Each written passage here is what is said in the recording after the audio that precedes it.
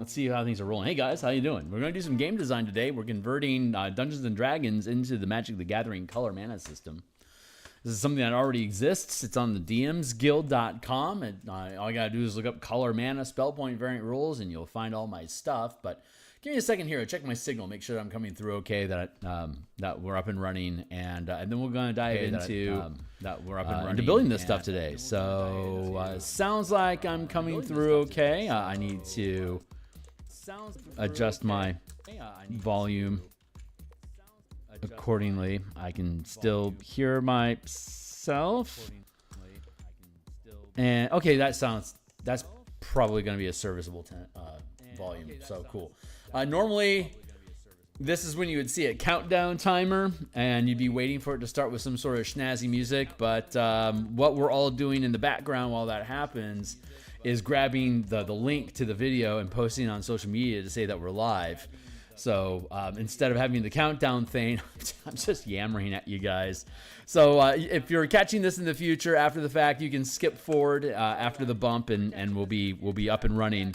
But for those that are new to the channel or trapped here in space and time with me here in live stream, my name is Phil Kearney. What's up? I create role-playing games. I illustrate them. I publish them online.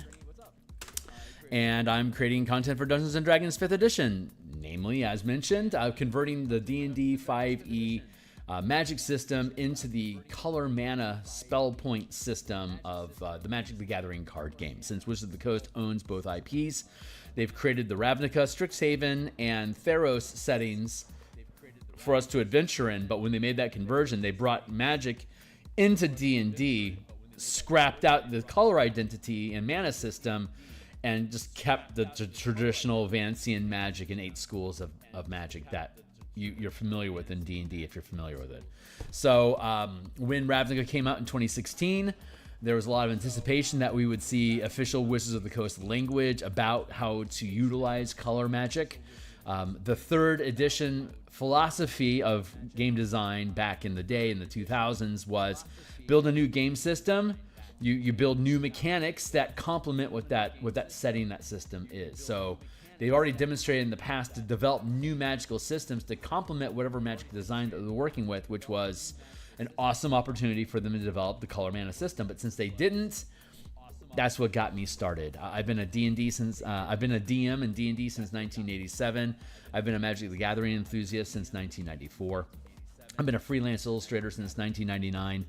And 2018 is when I started publishing the color mana system on the DMsGuild to fulfill that itch to have the color mana system available on the D&D game chassis, to be able to have MTG characters in our D&D game. So that's where we're at right now. We're still converting. If you think today's cool, like, subscribe, hit the bell icon for notifications of when we're live in the future. I am here 9 times per week doing artwork for the books that I publish on DMsGuild Monday through Friday in the morning, on Tuesday and Thursday at lunch like we are right now, as well as Monday and Thursday nights. We do game design, and of course we're focusing on the color mana system. Here's a bunch of books that I've already created that are available for you to read on DMsGuild. They have a 100% free preview. Read them cover to cover. Check them out. If you think they add value to your game, or you just want to support more stuff like this, consider making purchases to let me know that I'm doing it right. Otherwise, you can join my Discord server just to sharpen your knives. Assist on Patreon if you want to support me there. If you want to play test, people that are Patreon members get preferential choice in playtesting. So here's a bunch of book covers that I've already created. Here's the color mana system. If you want to see the color mana system live and direct, you can click here in the MTG 5 color mana spell point variant rules right here. It's a series of 7 books. This bundle gives you a 36% discount, so the whole series is under 20 bucks. And we are currently in the process of, if we go back here, the Martial Powers system we've been developing for the past couple years. It creates the same mana system for martial characters that spellcasters have. So all 13 classes in the D&D game system use the same color mana system to express game mechanics, class features, spellcasting, and in the instance of martial characters, channeling powers. So, but this is the master document that we're using to convert everything. So It's a read-only document for you, but it is a Google Doc. It's the rough alpha draft of this. This is not the official version. And my playtesting team, they all get copies.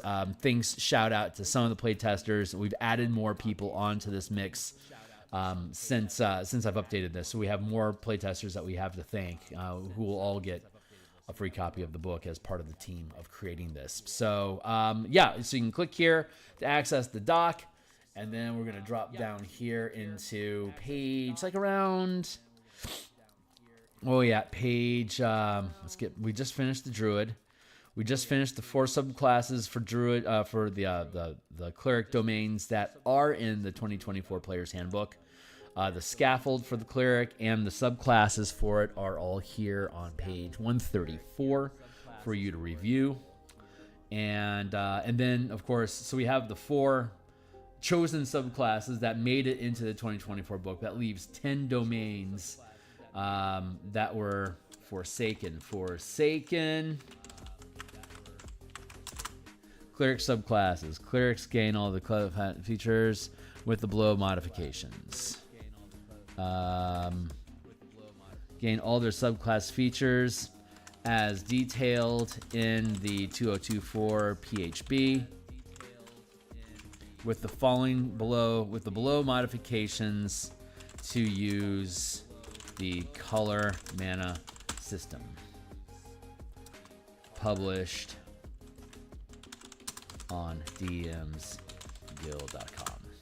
So life domain. Okay, so we're going to peel this out as a separate document here. I'm not going to walk through all the mechanics that go into. Hold on. No, these are just the subclasses. Let's drop down here past these into the Forsaken Cleric subclasses. There we go. Clerics gain all their subclass features with the below modifications. Arcane domain. So here's our chassis where we're going to begin. Arcane, Death, Forge, Grave, Knowledge, Nature, Order, Peace, Tempest, Twilight domains. So those are the 10 Forsaken subclasses that have not made it into 2024 conversion yet. So we can skip past the current core. We can skip past Tasha. Let's just dip down into PHB 2014 basic rules. Let's head down to the Arcane domain. We'll start off with fleshing out the spell list.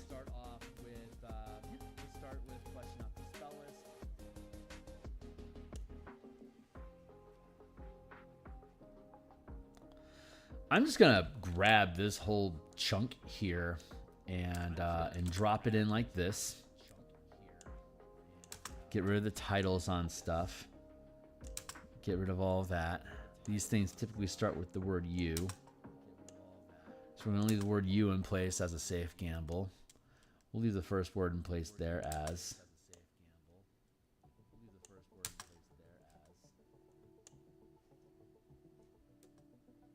Win. And then get rid of that.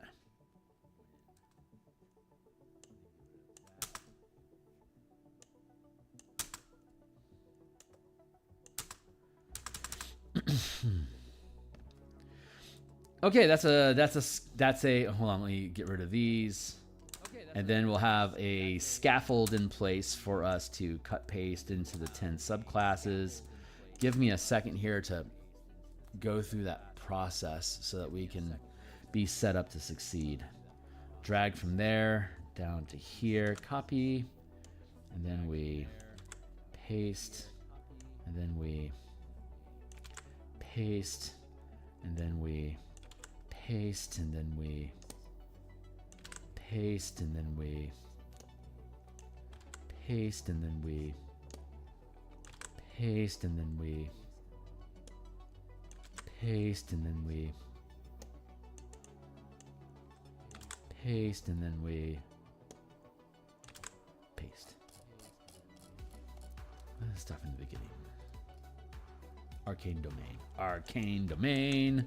What spells you give me? Detect magic, magic missile. Let's just load these up. What spells you give me? Detect magic, magic missile. Let's just load these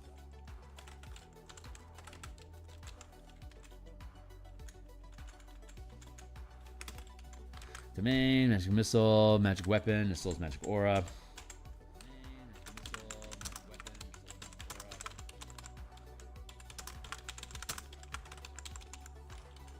I have an hour at lunchtime to spell magic. Magic circle. In the morning, I have about an hour and a half to 2 hours, depending on how quick I get online. And then on Monday and Thursday night, I have about 3 hours, and I'm good to go. Arcane Eye, Lean in Secret Chest. And then Planar Binding.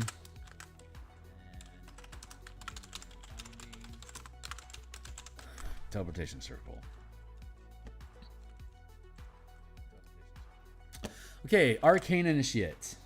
So let's just cut and pasty these features. And then we'll convert them. Arcane Initiate. Arcane Abjuration.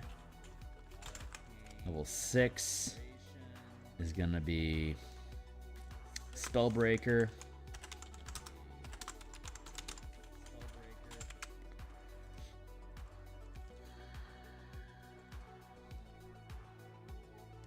Arcane Mastery. Cool. Basic scaffolding's in place.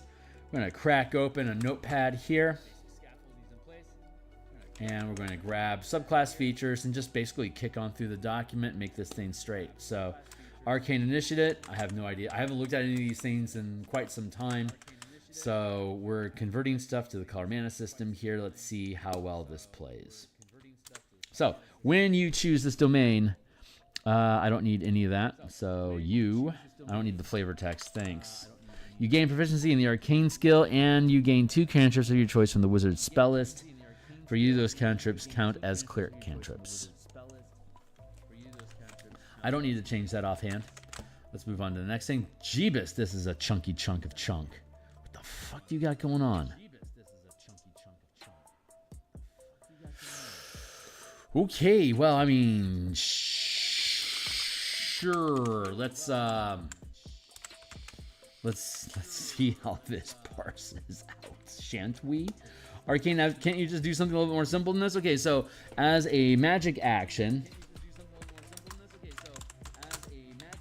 you present your holy symbol. One celestial, elemental, fey, or fiend of your choice that is within 30 feet of you must make a wisdom saving throw, provided that the creature can see or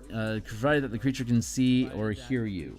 If the creature fails its saving throw, it is turned for 1 minute or until it takes any damage. A turned creature must spend its turn trying to. Isn't this just the same fucking shit for just turned creatures in general? Is this just not redundant? Let's look up cleric turning and just verify that all this crap is redundant. So let's go up here to game rules and classes, because it's like you can turn celestial, fey, fiends, and elementals. Period. There you go. Easy peasy, right? So let's see what it says.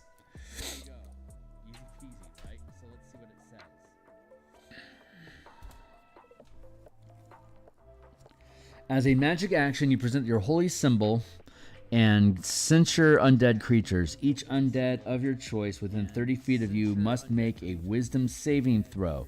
If the creature fails its save, it has the frightened and incapacitated condition for 1 minute.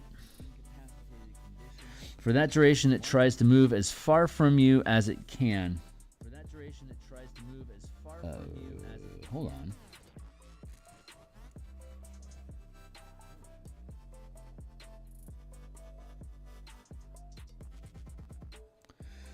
Can't speak, can't concentrate, can't take any action, bonus action, or reaction, but you can move.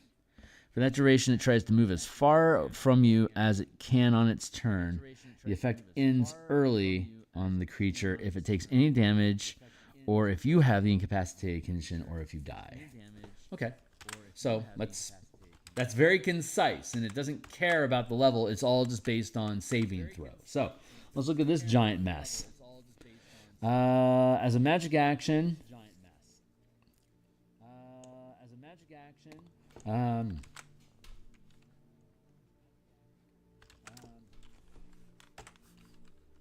You can turn one celestial elemental, fey, or fiend of your choice that is within 30 feet of you.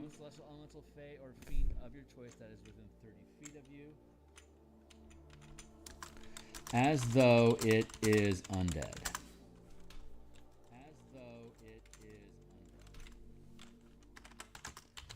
Following the normal rules of turning as detailed in the PHB.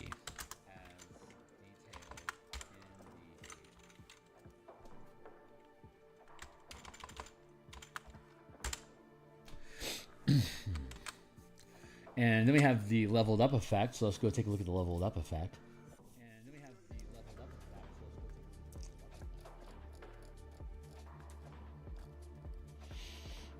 Seer Undead. Whenever you use Turn Undead, you can expend 1 point of mana to roll a number of d8s equal to your Wisdom modifier and add the rolls together.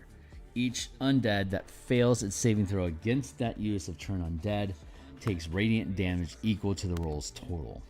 This damage doesn't end the turn effect. Whenever you use Turn Undead, you can expend 1 point of mana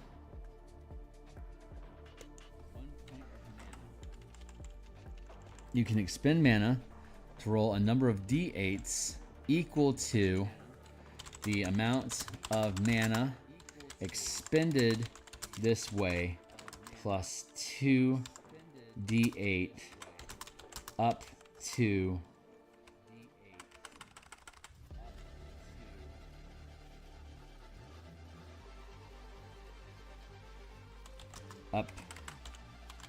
the maximum spell level gained as a cleric. Thank you.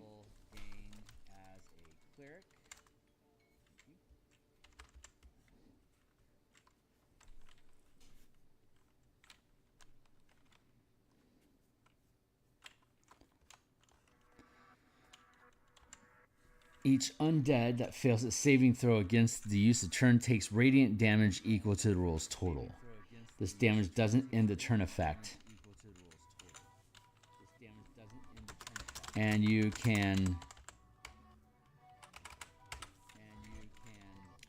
whenever you use Turn Undead,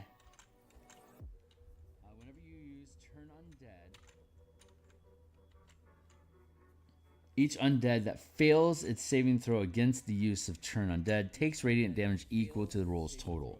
This damage doesn't end the effect. Equal to the roll's total.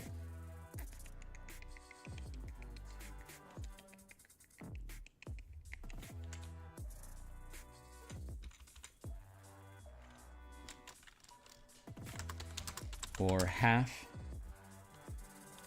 as much if they succeed.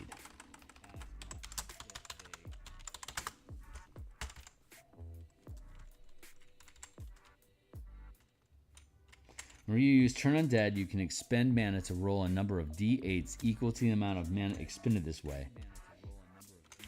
You can expend additional mana to roll a number... No, just expend mana. Expend this way. Okay, great. Seer Undead. Life Domain. Warding Flare. Let's get back down to the arcane bits. Arcane Domain. Arcane Abjuration.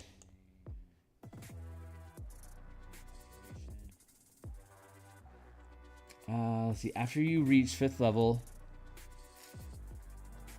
you can turn 1 Celestial Undead. After you reach 5th level, when the chosen... when the creature targeted with your turn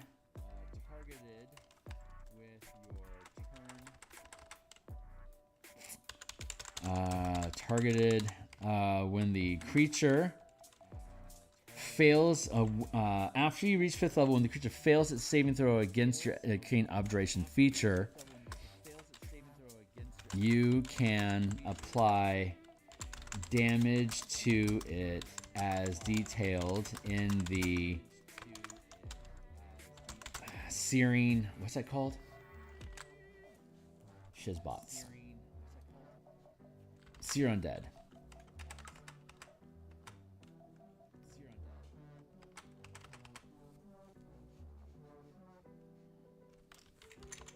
Nope. Sear. If it fails its saving throw against your Arcane Abjuration feature, you can apply damage to it as detailed in the Sear Undead. In the Sear Undead feature. After you reach 5th level, when the creature fails its saving throw against your Arcane Abjuration feature, you can apply damage to it as detailed in the Sear Undead feature.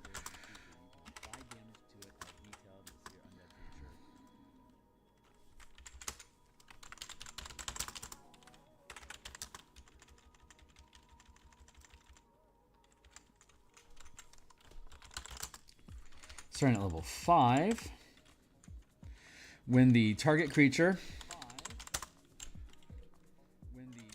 starting at level 5, you can use the Sear Undead feature against the targeted creature as detailed in that.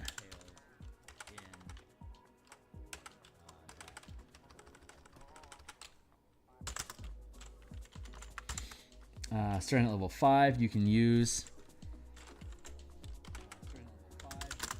and starting at level 5, you can use the Sear Undead feature against the targeted creature.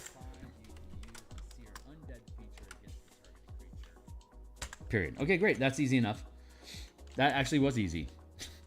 A lot easier than I thought it was going to be. Cheers. This banishment idea is neat, but we're just going to keep it simple. Spellbreaker.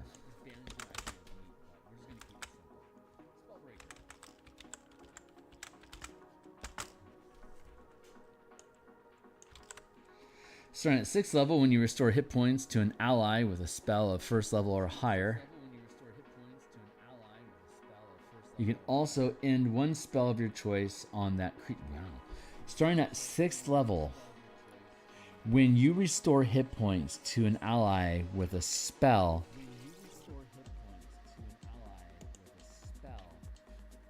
when you restore hit points to an ally with a spell of 1st level or higher, you can also end one spell of your choice on that creature. The level of the spell you end must be equal to or lower than the level of the spell you use to cast the healing spell. Starting at 6th level, when you restore hit points to an ally by expending mana, you can also end one spell of your choice on that creature. The level of the spell you end must be equal to or lower than the amount of mana expended to heal that creature. Period. Like, it's very similar. There's not a lot of changes. It's just a little bit of wording changes and a change in focus away from spell slots to the amount of mana expended. Because the amount of mana, using this system, the amount of mana that you spend to cast a spell is equal to the level of the spell. So the like spell level, spell slot, that all gets folded into however much mana you expend. And you can't spend more mana in one go than the max spell level that you've gained. So even as a multi-class, like 10 fighter, 10 cleric, 10 wizard, has a 20th level casting ability.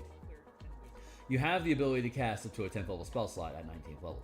So you could expend 10 mana at a time. So if you chose to spend 10 mana on something, this would allow you to counter basically anything that exists. Oh man, that's nourishing water. Ally expending mana, you can also end one spell of your choice on that creature. The level of the spell you end must be equal to or lower than the amount of mana expended to heal, expended to heal that creature. Is that complete? Well done. Is that complete? Well Oh, spell you end.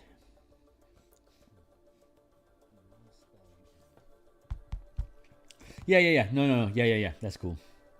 The level of the spell you end. Oh, okay, great. The level of the spell you end must be equal to or lower than the amount of mana expended to heal that creature, and cannot exceed the maximum level of maximum spell level gained as a cleric. So you could be a 10 wizard, 10 cleric and have access to 10th level spells, but as a 10th level cleric, you only have access to 5th level spells as a cleric. So this puts a cap because you're multi-classing. A lot of our effort here is to defang multi-classing, just like Wizards moved away from proficiency bonuses for resource management and instead shifted into stat gains, which is a little more siloed. But we take it a step further by leaning over and over again into what's the maximum spell level you've gained as this class. That's the maximum level effect, or maximum amount of dice, or maximum variable that you can achieve. So if you have a multi-dipper, it's like 3, 3, 3, 3, 3, 3, 2. In 7 classes, you're only getting access to like second level spells, like second level maximum spell level in any of those particular classes. It really nerfs down your ability to Nova on stuff. and then Arcane, excuse me. Oh. And then Arcane Mastery.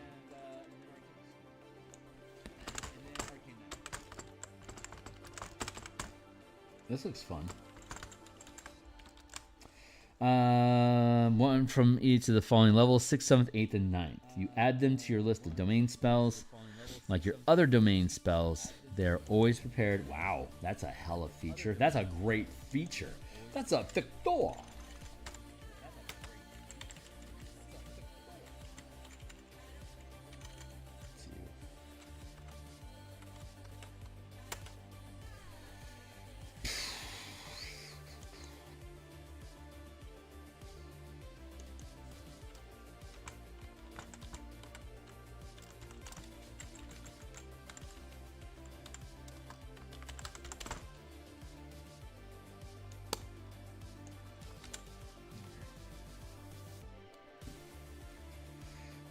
Okay, I like that.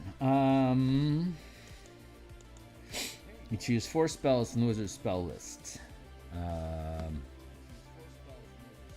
You choose 4 spells from the wizard's spell list, 1 from each of the following levels: 6th, 7th, 8th, and 9th. Add them. You add them to your list of domain spells. Like your other domain spells, they are always prepared and count as cleric spells for you.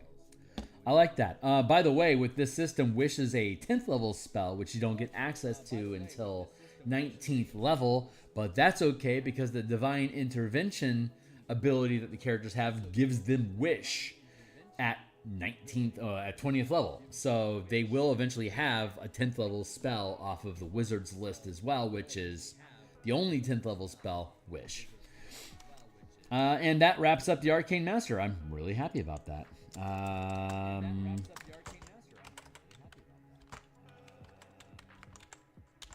Spells, cleric level,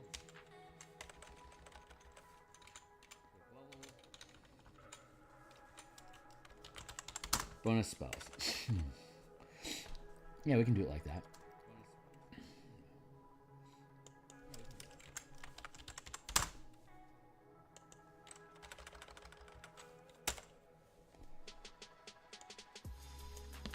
We can do it like that. We can do that. We are doing that. Give me a second here to update my shit, because this is a better way to rock. Sammy Hagar would be pleased.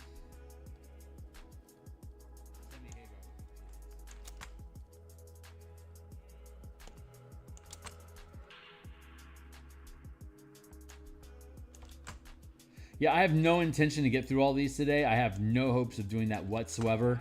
At best, we'll probably get through one more. But that's okay, because on Thursday, on a 3-hour shift, if we're rocking smooth, I can knock down 8 subclasses in a 3-hour block of time. We did it with the druid. We could do it again. And where are we at on time? Let me check my clock over here. We're only 30 minutes in. So we might be able to get 2 more done, which would mean we'd only have 7 left, which means we should be well within curve Thursday. And if not, then we have Friday. We can backstop and filling in the rest of these. But then after we finish the cleric, we have the bard to resolve. So I suspect the bard will be resolved by Tuesday next week. And then we're going to make sure all the warlock stuff is up to date, because it's been a while since we touched the warlock. It's time for us to go back through and give it another turn. And once we have that resolved, technically, I believe we're up to date on everything. So we're kicking along here. This is coming along nicely. Let's check our bonus spell lists. Let's go to the death domain. Here we are, and let's pick up some spell. False life, ray of sickness, blindness, deafness, ray of enfeeblement. Wait, it's not called ray of enfeeblement yet. Enfeeble is a humiliating word now. So let's what's the non-humiliating language that we're going to use?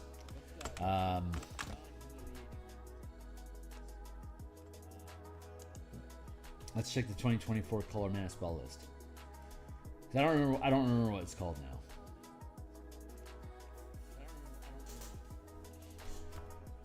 Tell me Wizards created these books by committee of executives without saying that it was created by a boardroom of executives.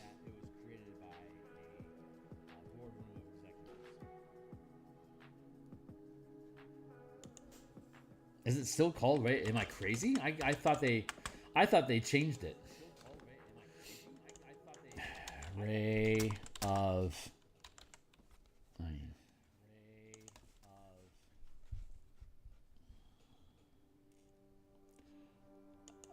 Oh, I guess it's... Oh, it's Feeble Mind that got changed, right? Oh, I guess it's... Oh, it's Feeble Mind. I think that's it. What was... Now, okay, now I'm just curious. This is how we get off track.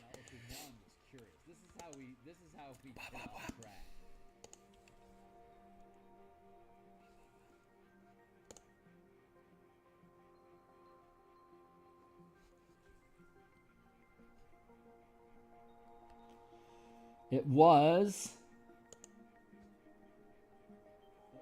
oh god, 8th level spell. So what's it called now? Stupid Head? Oh, it's Befuddlement now. Yeah, I'm okay with that. Honestly, I'm okay with that. Befuddled would be a great condition, by the way. Raven Enfeeblement. That's cool. Befuddling Spirit. What else we got? Animate Dead, Vampiric Touch. Makes sense.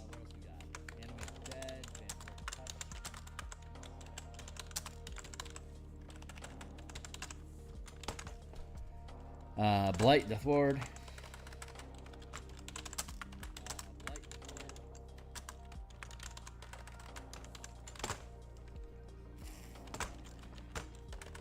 Anti-life, Shell, Cloud Kill. All right, features, serve them up. Touch of Death.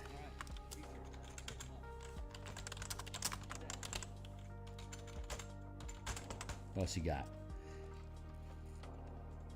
Reaper.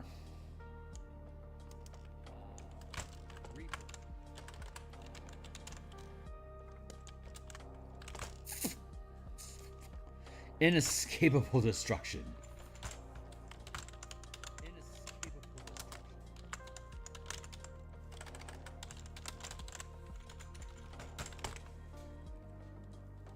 Divine Strike. What?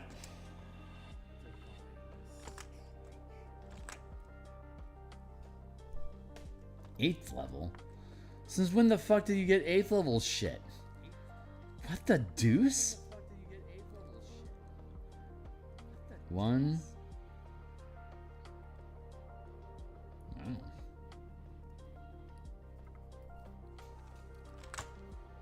3, 3, 6, 17, right? How did I not have it? Wait, how did I not have this problem here? 6. Oh, potent spellcasting, because we skipped that. Arcane Initiate. Arcane Abjuration. You're overclocked.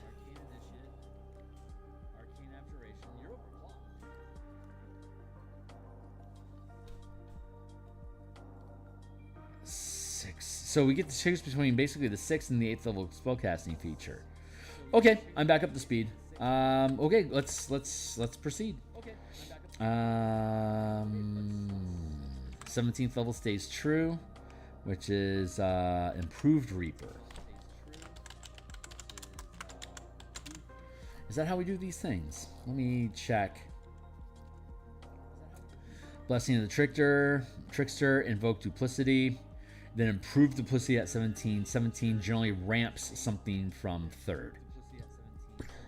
Blessing of the Trickster.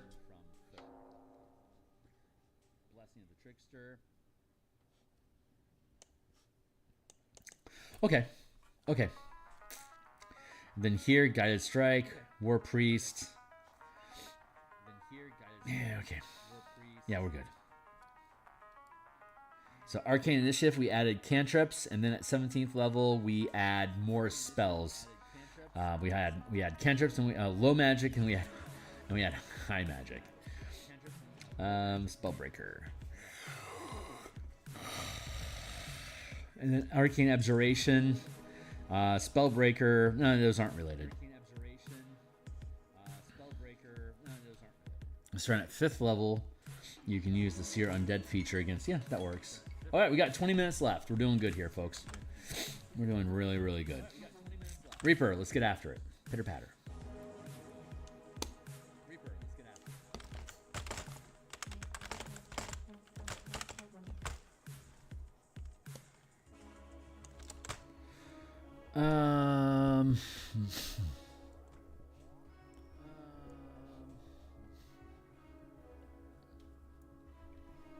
That normally targets only one creature. The spell can instead target 2 creatures within range and within 5 feet of each other.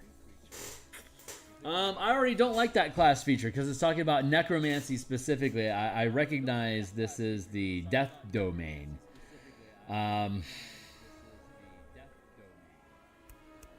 Black identity is so much more than just necromancy, but it does include necromancy.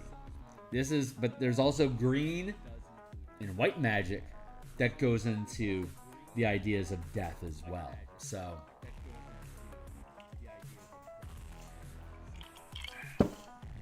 I don't think I like that feature.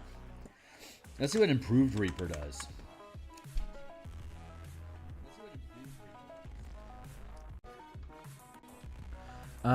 Starting at 17th level, when the cleric casts a necromancy spell of 1st to 5th level that targets only one creature, the spell can instead target 2 creatures within range and within 5 feet. Okay, so this is basically giving you twin spell. Hey, what's up? Hey, Fernando. I'm in the D&D Beyond Classic page, but I only have access to the life domain. I think I have to buy the books. I want to check the other classes there.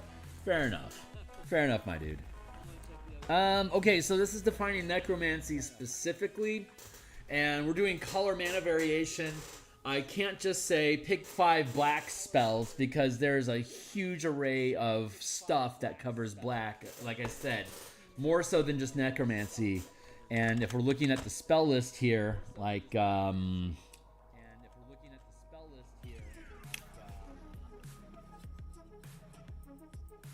True Resurrection is a white, black, and green spell because those are the 3 energies that are related to divinity, undeath, spirit, soul, and restoration. So white, blue, and green. These are all sitting in that space. So we need to come up with something different. Let's look at So let's just gingerly step over what that Reaper feature is right now, because I'm not a fan of it. Let's instead go to Touch of Death. That might be a little bit more agreeable.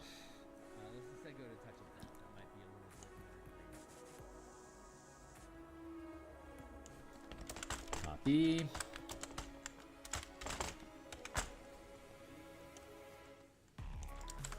When the cleric hits a creature, when you hit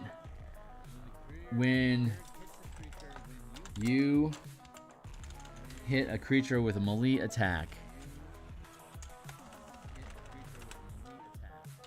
you can use Channel Divinity to deal extra necrotic damage to the target.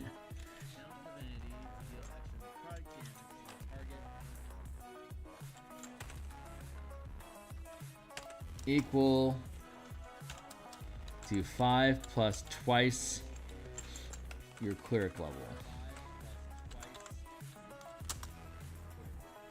That's really good.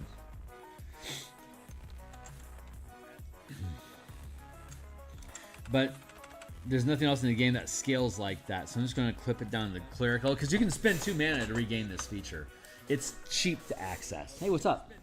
You need all the colors to cast Wish, or any color would be enough. Any color is enough.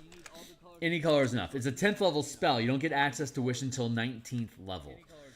And it does all the things that you would expect it to do. And then at 20th level, if you have Wish, you can cast an Epic Wish, which is basically you cast Wish, and then you tell the DM what you want to do, and your DM gives you a response by saying, to do that without any strings attached is going to cost you X amount of mana. And when you spend that mana, you sacrifice it permanently. You'll never get it back. So if you want to permanently change the world, you're permanently weakening your character's ability to wield magic because you've expended so much of it to change the world. It's designed to be a campaign capstone, a way for your characters to have an epilogue in their game to say that now that we've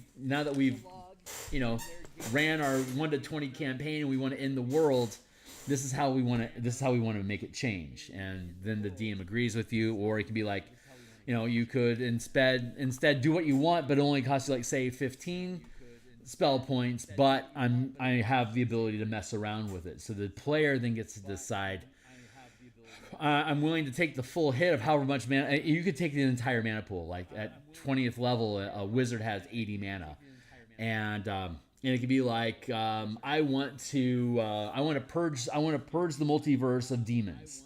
It's like, okay, we can do that, and you'll lose all 80 mana. And it's like, great, I can now only cast cantrips, but I've rid the world of demons, and the world will be rid of demons. If it's beyond the scope of what the DM thinks is appropriate for the campaign, you can just simply say, hey, that's something beyond what I'm willing to do. That's going to alter the world in ways that I don't think is going to be fun for us to interact in this world ever again. So I'm going to nip that, try something different. And it becomes just an open conversation between you and the DM about how do you want to change the world and how much are you willing to sacrifice to get it. It's pretty fun. But yeah, for spell, like if you're going to duplicate a spell effect, you just throw the mana and there you go. But you can use any mana. That's the nice thing. It could be any combination of white, blue, black, red, or green. You just got to spend 10 points. And then you can do whatever you want. It's like Guardian Spirits might normally be like, say, a 4th level white magic spell, and you as a wizard can't cast white 4th level cleric spells, but I could spend 10 of my blue mana to wish it so, and now I've got Spirit Guardians up and running on me. There you go. Yeah. Long story short, right? Too late. just to give you a long answer.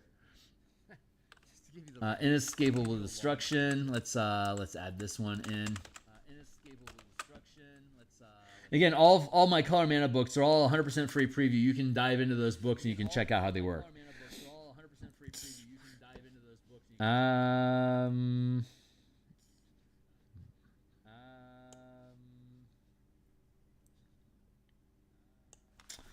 Let's see. Yeah, there we go. That's simple enough. Necrotic damage. When you deal, there you go. When you deal necrotic damage.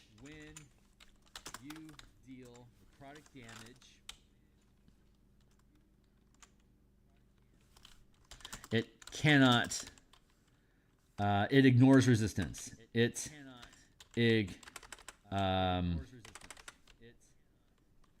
When you deal necrotic damage, ignore any resistance.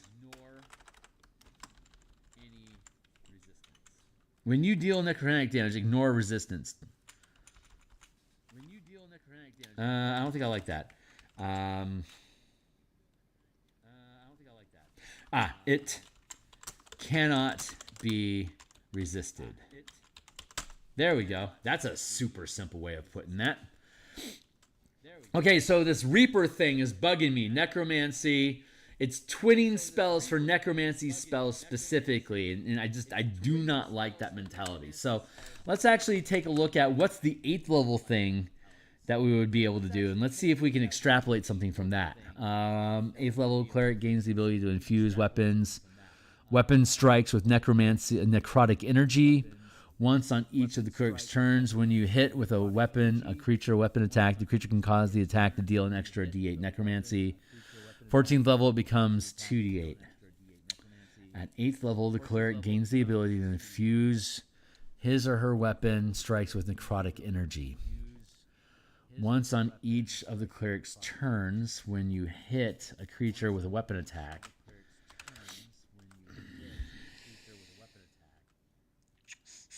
it cannot be resisted. When you hit a creature with a melee attack, you can use channel to deal extra necrotic damage.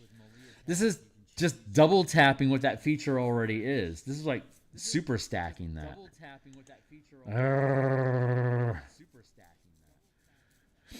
To deal extra necrotic damage to the target.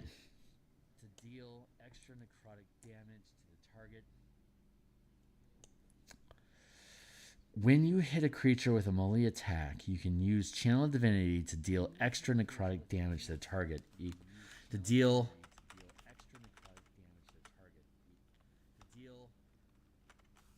an additional 2d8 necrotic damage.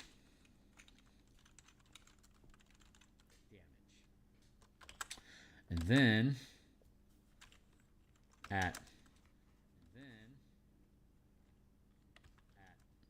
when you deal necrotic damage, it cannot be resisted.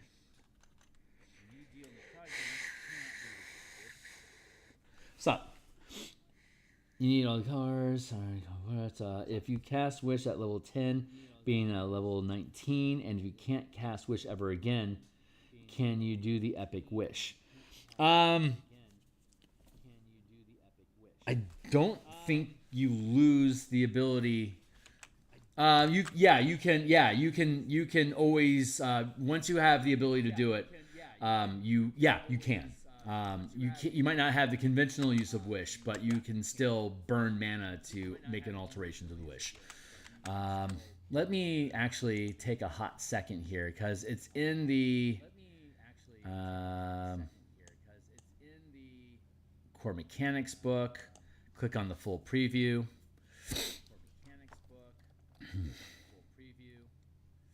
10th level spells and Epic Wish. Let's see how it's worded right now to see if I still agree with its wording. Alternatively, you can create one of the following effects of your choice when burning mana, as listed below. For 10 red, you can create one object up to 25,000 gold. For 10 green, you can allow up to 20 creatures that you can see to regain all hit points. For 10 white, creatures can gain resistance to any damage that you choose. For 10 white, you can grant up to 10 creatures that you can see immunity to a single spell. For 10 blue, you can undo a single event. For 10 black, with a word, you can restore life to something. For any kind of 10 mana, the DM may allow for similar spell-like effects, any devotion, to be created that are within a similar range of power. The DM has the final say regarding which color the Wish spell is devoted to. The cost then becomes 10 mana devoted to the color of the desired effect. So these are just odd random effects. And then the base use of this spell is to duplicate any other spell of 9th level or lower. You don't need to meet any prerequisites, including material components. The spell simply takes effect. The mana cost of the spell burns 10 mana devoted to the color of the spell being duplicated. So if you were to, like in the instance of Guardian Spirits, I'm going to change that. That made sense at the time, but I want to open it up so it doesn't care what color mana you, because at the time when we built this, each spell was devoted to only one color, and we were being very strict about color usage. But over the course of a few campaigns, we've become a lot looser on how you can translate a spell, what colors a spell could be. So we opened up, like you can see, there's no language about losing access to a spell. We don't have the burnout effect. State your wish, but in the epic wish here at 20th level, we don't have the chance of losing it. It's just something you can do or you can't do. This is something that your DM would allow you to do for 10 mana. And then for 20th level, the epic wish, once you hit 20th level, it's going to be at least 10 mana to cast the spell, and then beyond that, just start throwing mana away permanently to make permanent changes to the campaign. You can see here in this revised spell list, like imprisonment is devoted to white, blue, red, and green. Like, it's everything but black magic.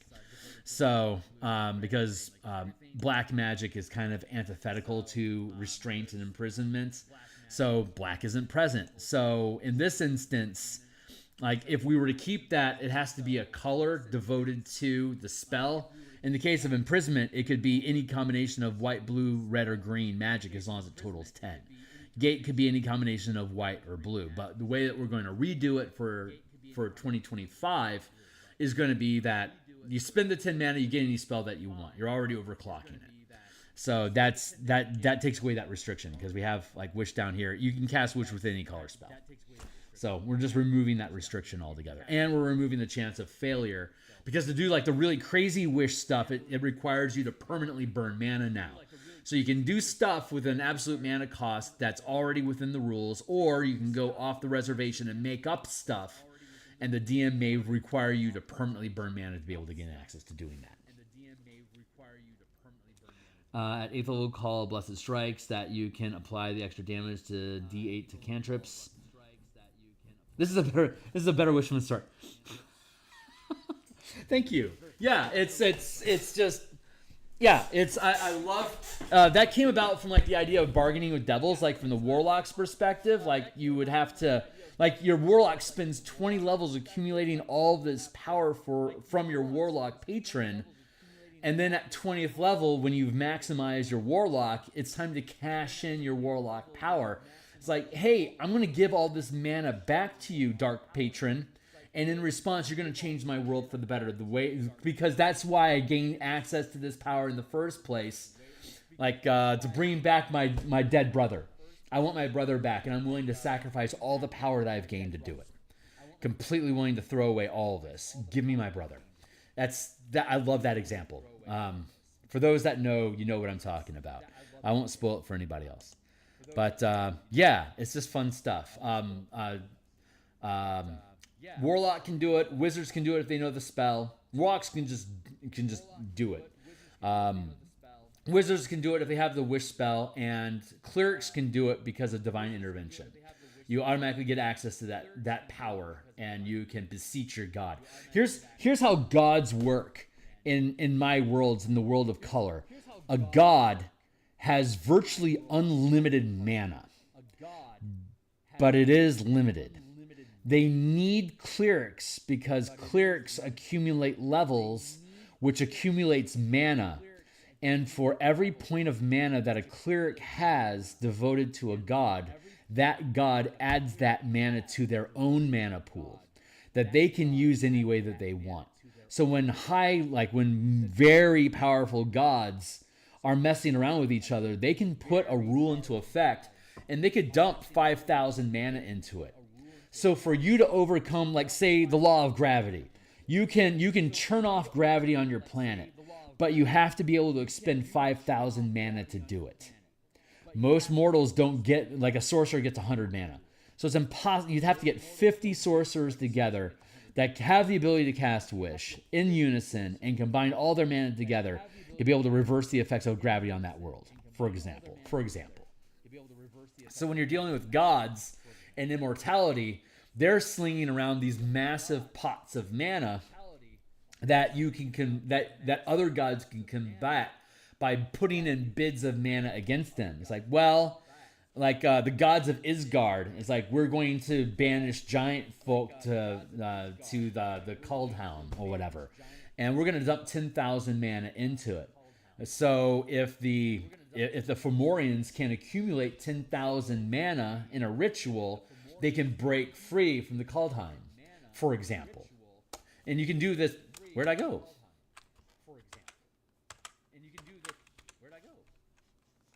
I feel like I just did something weird.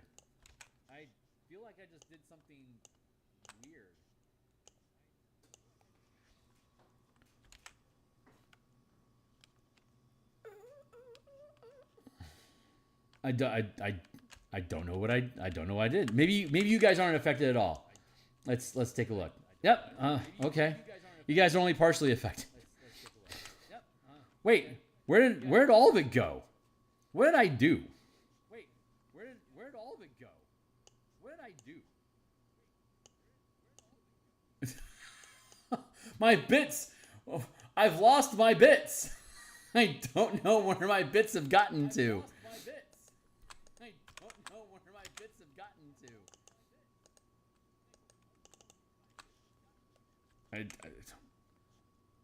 Okay, let's put you back in place. Here. Sorry, I just topsy-turvied my world. Okay, everything should be back to normal now, right? Relatively. Okay, you can't tell the difference. I can. My world is all just thrown out of sorts right now. Okay, just to get crap. There's my conversation. You did nothing weird. Something my screen just I just lost. I can't find OBS on my screen. I can't see myself unless I'm looking at YouTube. So my world just went really topsy-turvy. I just did something to my windows. But yeah, that's how mana works in my world. Let's see. I'm really choking on this mana effect. So I'm going to have to, unfortunately, you got me monologuing, Fernando. And it's lunchtime, and I've ran out of time. I can't even check my timer anymore because I can't find my OBS. So anyway, we'll pick it up from here with the Death Domain, and we'll do that on. We're gonna do this on. We'll be back on Thursday. Thursday night, we're gonna continue with the Cleric Domains, and we'll probably need Friday as well. So that's what we're gonna do. And no, you're doing great, man.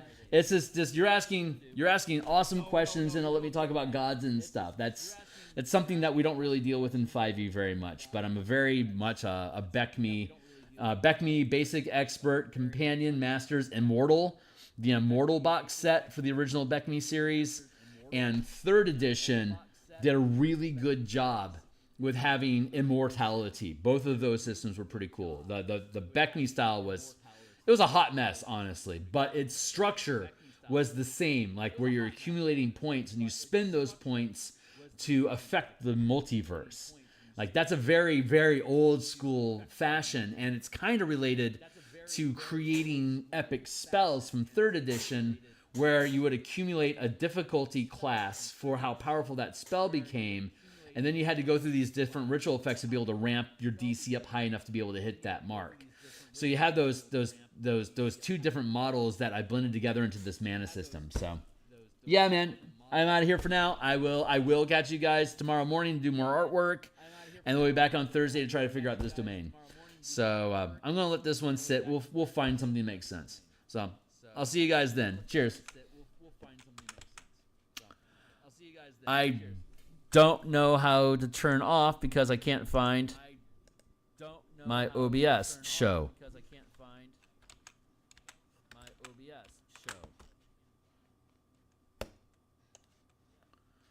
Okay, I'm just going to have to do a hard break. I can't find OBS, so I don't know how to turn off my thing. So I'm going to see if I can just turn it off by just killing the program. So here we go. Good luck. Oh, here we go. Stop streaming. Oh, here we go. Stop streaming.